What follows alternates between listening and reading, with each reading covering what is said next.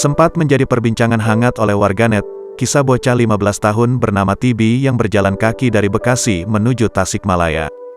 Video tersebut diunggah oleh akun TikTok milik @reskaik, bahkan telah ditonton sebanyak 8,6 juta kali. Dalam video tersebut menampilkan seorang bocah bernama Emsar Tibi sedang berjalan kaki dan menggendong ransel hitam. Tibi, sapaan akrab bocah itu, berasal dari Bekasi dan hendak menuju ke kota Tasikmalaya. Namanya Emsar Tibi, usia 15 tahun, dia jalan kaki dari Bekasi karena mau ke Tasikmalaya, tulis keterangan dalam video itu. Ternyata Tibi sudah seminggu berjalan kaki dan sampai di Nagrek, Jawa Barat hingga bertemu dengan Reska. Bahkan saat itu uang Tibi hanya tersisa 10.000 saja. Pengunggah diketahui bernama Reska, 20. Videonya pun mendapat banyak simpati dari warganet. Banyak yang mengaku tak tega melihat bocah tersebut berjalan sendiri antar kota, bahkan dengan kondisi tak memiliki uang.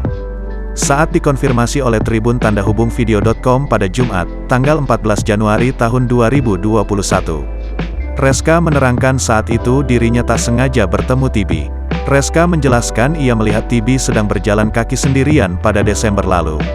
Ia pun langsung membantu Tibi dan memesankan tiket bus menuju ke Tasikmalaya. Aku coba bantu dan ajak ngobrol sambil nunggu bisnya datang, terang Reska. Rizka menerangkan jika Tibi sejak kecil hanya tinggal bersama sang nenek. Kebetulan dari kecil enggak tinggal sama orang tuanya Kak, tinggalnya sama nenek, ungkapnya. Keluarga Tibi juga mengetahui jika dirinya hendak pergi ke Tasikmalaya. Tapi waktu saya tanyain katanya keluarganya juga tahu kalau dia mau ke Tasik, imbuh Reska.